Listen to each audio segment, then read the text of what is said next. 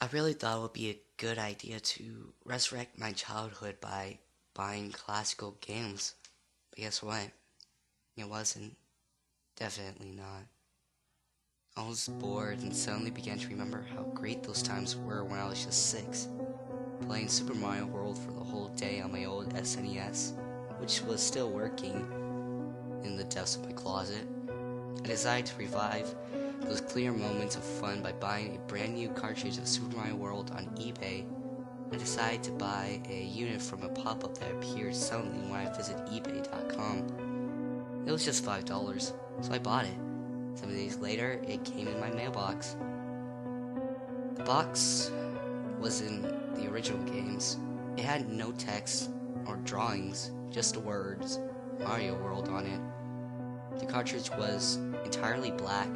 The label of the cartridge was Mario's face, without Yoshi or anything else on it. At first, I thought it was a bootleg game, so I decided to check it out. I installed the SNES back on and popped the game in. What I saw was weird.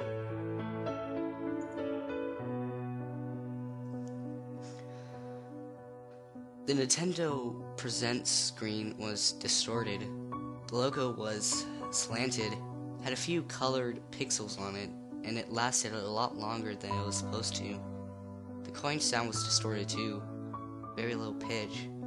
When it disappeared, it quickly flickered in red with a zoom in, with a click-click noise. I was stunned, but turned to understand it was just kind of a minor glitch. The title screen appeared, the music played normally, but the title was Mario World in red letters. Some of the steel blocks on the sides of the screen were gone, and the word Nintendo was entirely black. Mario wasn't running in a demo map, the background was black. While the level was scrolling, the music began to pitch down. I felt uneasy. I grew nervous over a few seconds when the title screen slanted. The colors of the demo level became darker and morbid, and the music became louder and very slowed down. A few seconds later, the title screen slanted even more with a ghastly effect. The colors of the level were completely glitched, and the music was completely distorted, almost blowing my ear off. I pressed start, waiting to get to the overworld.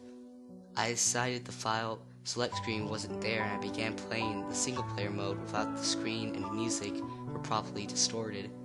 The message on the box was a bunch of scrambled letters. Some seconds later, it flashed something. The foreground of Mario were black. The background was plain red, and the message was a bunch of no hope. The overworld was completely silent. There was no level name. Mario wasn't on the top left of the screen. I couldn't choose any level, and after all, there wasn't any other level. So I entered the only one. The level seemed fine, started to go wrong. The music started to slow down while the background was losing its color. Seconds later, the background was entirely distorted along with the music. The foreground was running on, was warped and inverted. Suddenly, the music became very distorted and loud. Along the background again, a big black shadow was coming in my direction, but I couldn't escape. I was still running.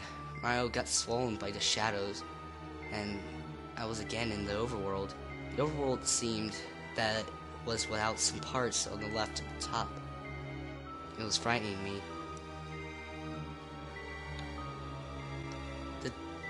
The title level was Lose Your Hope Now in messed up letters.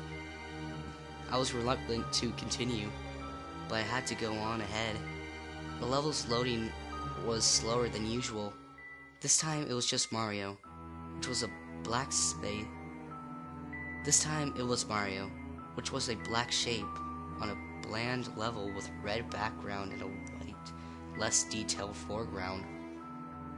I was able to move. His jump had no height. Suddenly, Mario disappeared for a few seconds and reappeared, walking along without me controlling. He walked a few seconds until stopped in front of something that was a black shape too. It seemed like Yoshi. dead and sunk into a stake. I was getting very scared at this point. I was unable to get Mario out of that place. The controller wasn't replying to my commands until the background turned black with blood stains in it.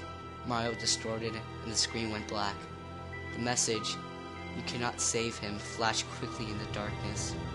I was back to the overworld. The background was even smaller, but this time the color was morbid. There were demonic whisperings in the background. The level was word Luigi, repeating without spaces and in random lowercase or capitals. I entered the level again. This time it looked more peaceful. Mario was stuck in a big room made of cement blocks. The music was not loud, but it was eerie and calm. The background was a blue sky with clouds, moving to the left very slowly. The ambience was calming me down, but I was still afraid. There was no exit, but a frozen note block in the right side of the cement jailing. I began to hit it, but it wasn't bouncing. It was like hitting another cement block. Some hits later, Luigi appeared in the left side. His eyes were completely red and it wasn't doing anything. I was unable to walk to the left for some reason, so I just kept hitting the block. The noise of the block hitting was a buzz, and each hit was making him flick to Mario's direction. I wanted to get out of there, but I couldn't. After some hits, the background went black and red. Along the foreground, the music got distorted and loud. In Luigi's place, a pipe suddenly appeared. The note block was not there anymore. In the pipe, a piranha plant was coming up and down. I decided to go in, but instead of warping, I heard Mario scream from Mario 64, along many noises that seemed like massacring. I felt like Mario was being mauled with realistic noises inside the pipe by the piranha plant. Luigi was flickering around the level while that happened. I was utterly scared at the moment. I could barely move. Once again, I was back in the overworld. There was almost nothing, just a red spot where Mario was.